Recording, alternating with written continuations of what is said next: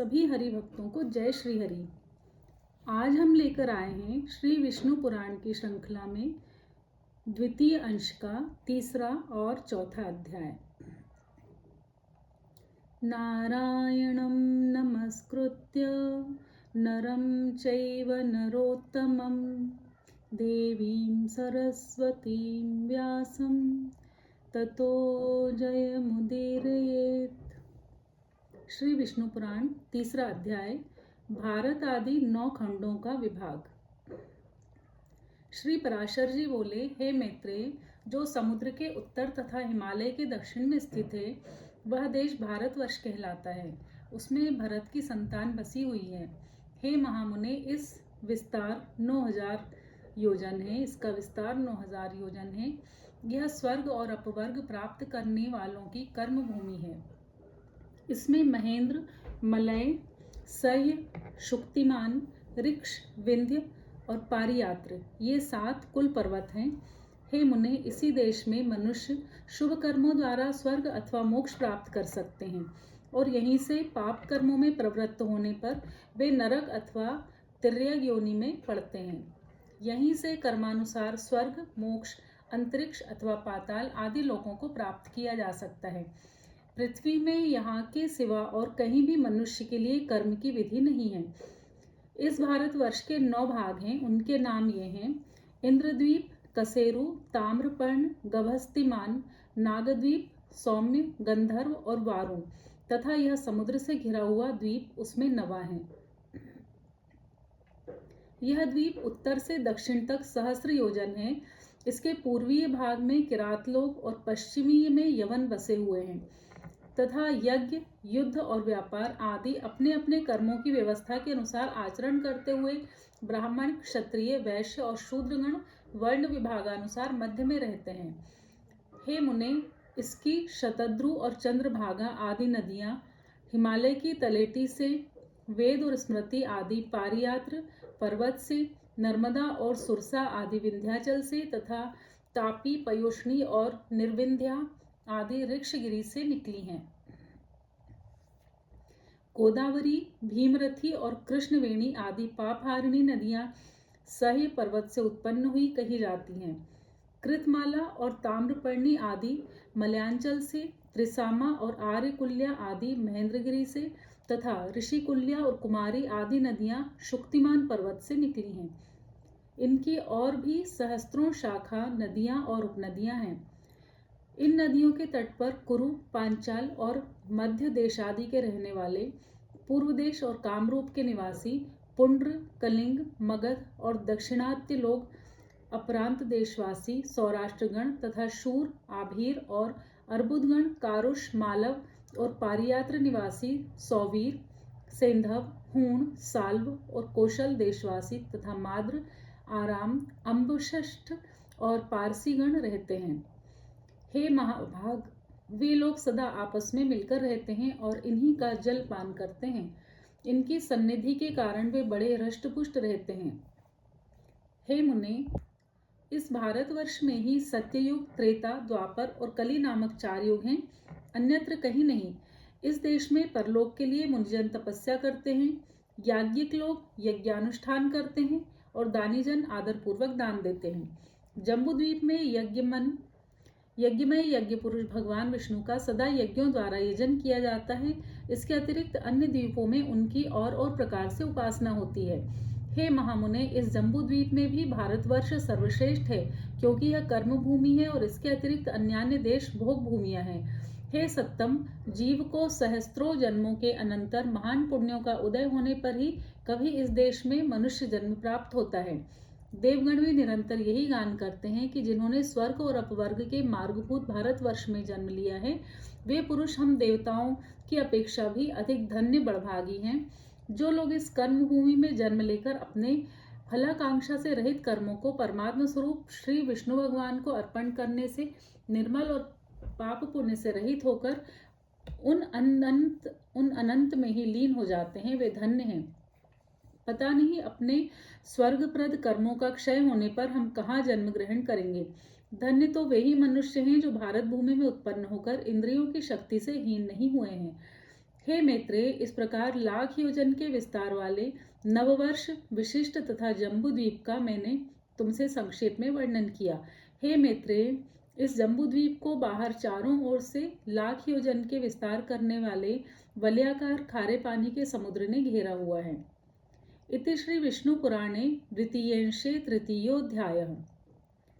अब श्री विष्णु पुराण का चौथा अध्याय, प्लक्ष तथा शालमल आदि द्वीपों का विशेष वर्णन।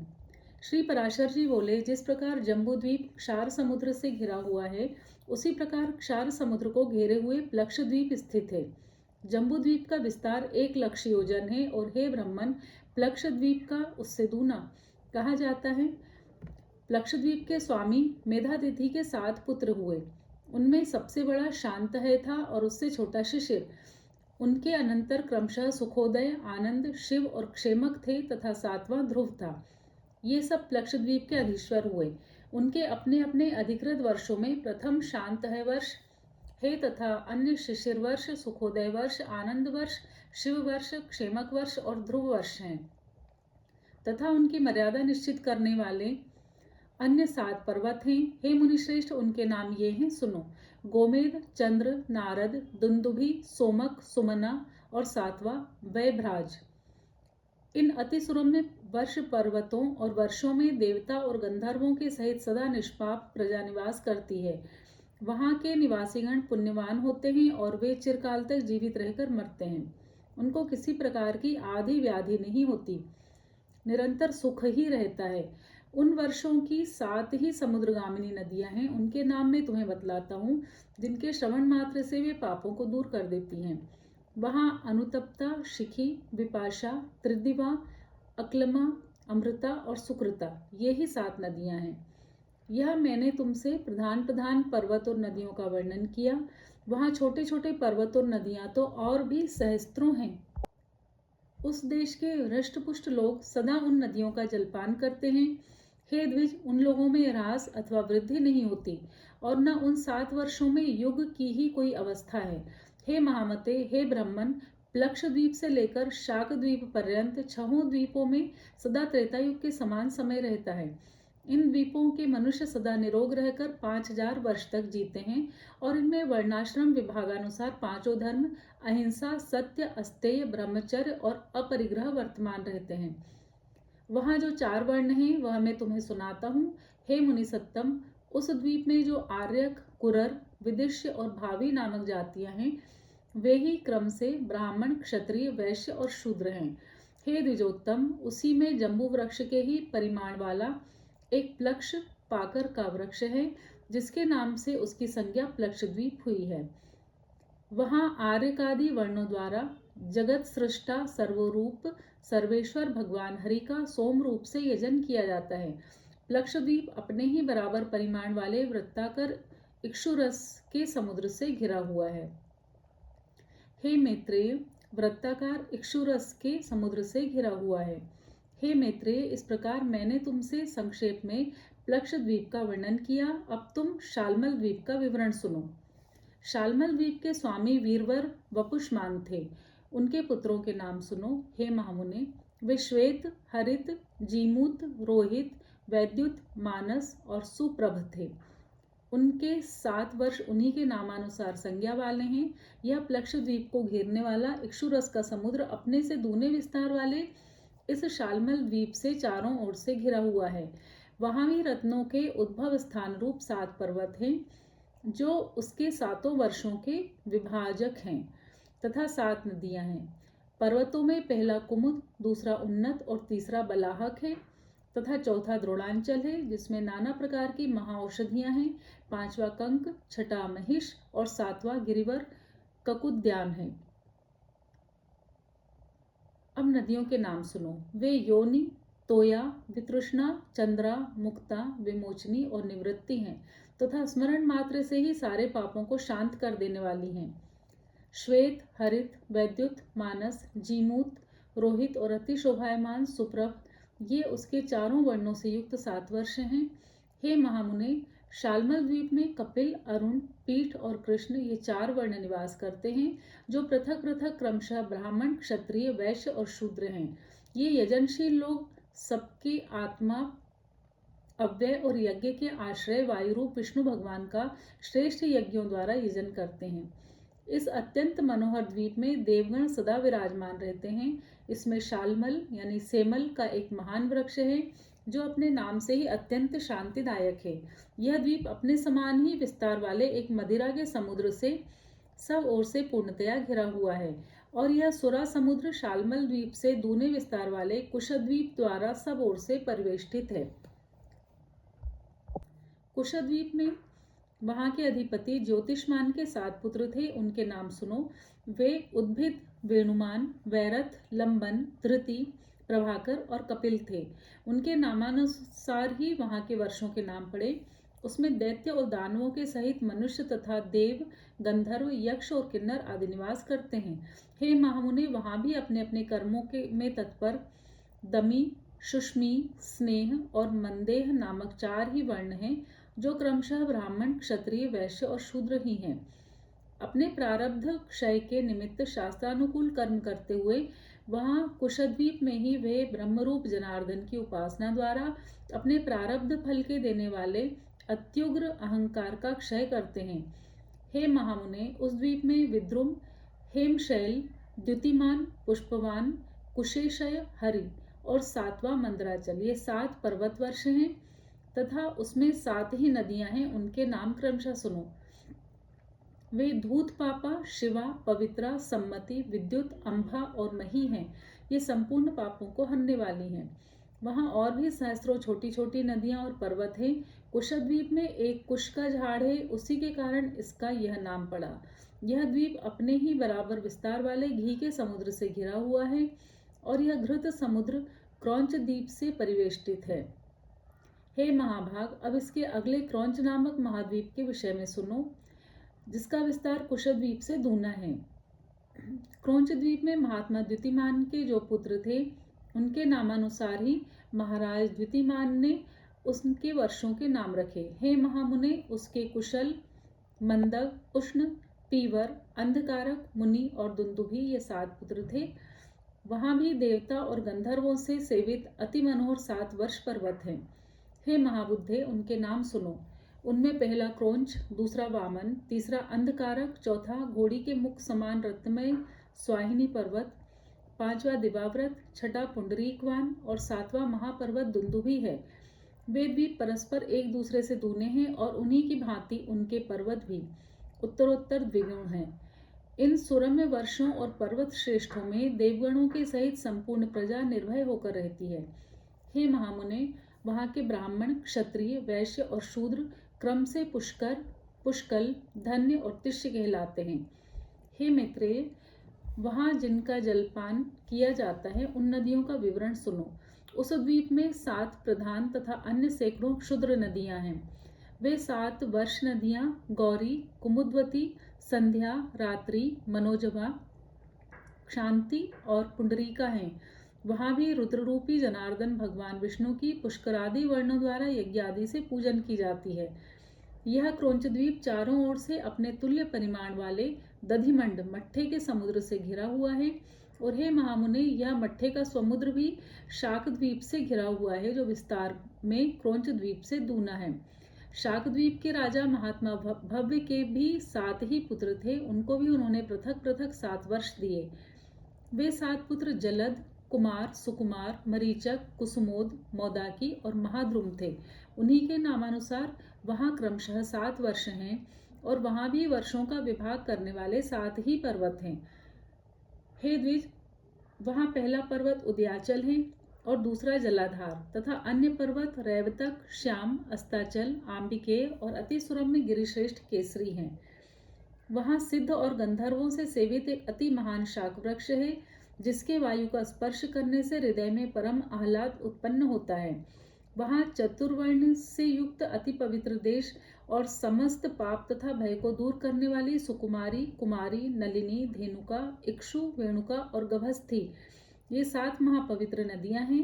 हे महामुनि, इनके सिवा उस द्वीप में और भी सैकड़ों छोटी छोटी नदियां और सैकड़ों हजारों पर्वत हैं।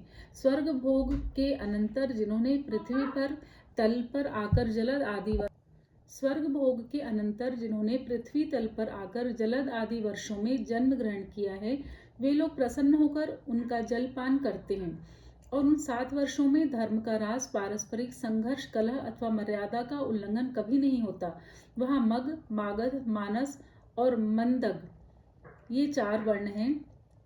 इनमें मग सर्वश्रेष्ठ ब्राह्मण हैं, मागध क्षत्रिय हैं, मानस वैश्य हैं और मंदक शूद्र हैं।